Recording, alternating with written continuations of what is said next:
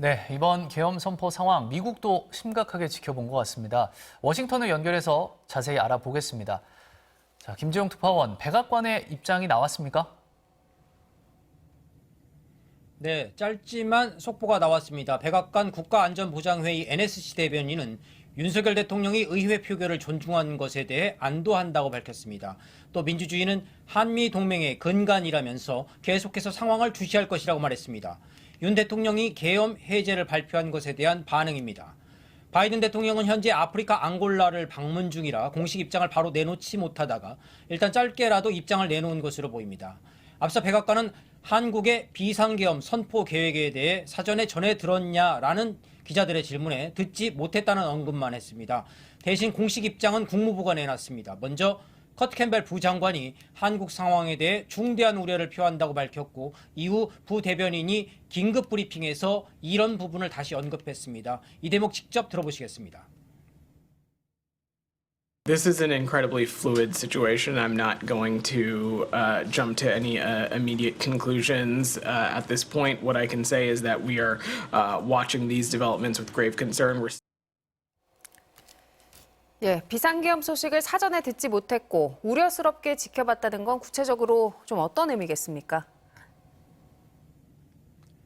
네, 파텔 부대변인은 특정 국가의 법과 규칙은 해당 국가에서 준수돼야 한다는 것이 미국의 희망이자 기대라고 언급했습니다. 이때 지켜져야 하는 부분에 국회의 계엄 해제 결의안 표결도 포함되냐라는 기자들의 질문이 나왔는데 이에 파텔 부대변인은 그렇다라고 답변했습니다. 윤 대통령이 이미 계엄 해제를 선언했습니다만 국무부의 브리핑을 보면 미국도 계엄 해제를 사실상 촉구한 것으로 해석됩니다. 앞서 바이든 대통령이 앙골라를 방문 중이라고 전해드렸는데 미국 언론은 조금 전 한국 상황을 보고받고 있다라는 짧은 입장을 내놓고 있습니다. 보고 당시 바이든 대통령이 어떤 반응을 내놨는지는 알려지지는 않고 있습니다. 한편 국무부 캠벨 부장관은 대통령과 주요 외교 안보 당국자들이 상황을 실시간으로 보고받고 있다면서 이번 사건이 평화적이고 법치에 부합되게 해결될 것을 전적으로 희망한다 이렇게 강조했습니다. 더불어 한미 동맹 여전히 철통 같다라고 덧붙였습니다. 네, 혹시 트럼프 대통령 당선인의 입장은 나왔습니까? 아직까지 트럼프 당선인의 입장은 나오지 않고 있습니다. 다만 측근 중에 측근이 일론 머스크가 SNS에 글을 올렸는데 머스크는 한국 국회가 비상계엄 해제 요구안을 190대 0으로 통과시켰다는 소식에 대해 와우라고만 답글을 짧게 올려서 주목을 끌었습니다. 아직 세부적인 내용은 나오지 않고 있습니다. 예, 미국 현지 언론 보도 소식도 전해주시죠.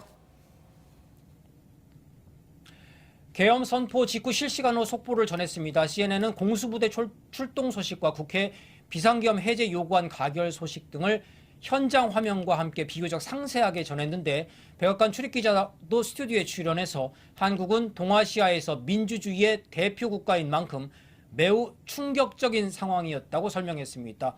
또 이번 사태는 약 4년 전 미국에서 발생한 의회 난입 사태를 연상시키고 있다며 바이든 대통령과 정부도 입장을 표명해야 한다라고 지적한 바 있습니다. 다른 주요 언론들도 긴급 뉴스로 전했는데요. 특히 월스트리트 저널은 윤 대통령의 비상계엄 선포에 대해 중대한 정치적 실수라고 진단했습니다. 또 뉴욕타임스도 한국에서 군사 독재가 종식된 80년대 이후 한국 대통령이 계엄을 선포한 것은 처음이라고 전하면서 윤 대통령의 비상계엄 선포로 민주주의를 중시해온 바이든 정부와 한국의 관계가 어려운 상황에 부닥쳤고 한미동맹이 수십 년 만에 최대 시험대에 직면했다고도 평가했습니다. 또 워싱턴 포스트는 한밤의 정치 드라마가 국민들을 분노하게 했다며 향후 광범위한 파장을 줄 것으로 보인다고 보도했습니다. 한편 뉴욕 증시는 이런 혼란한 상황을 반영해 장 초중반 하락 전환하기도 했지만 오후 들어 계엄 해제 소식 등이 전해지면서 낙폭을 줄이면서 결국 혼조세로 마감했습니다. 지금까지 워싱턴에서 전해드렸습니다.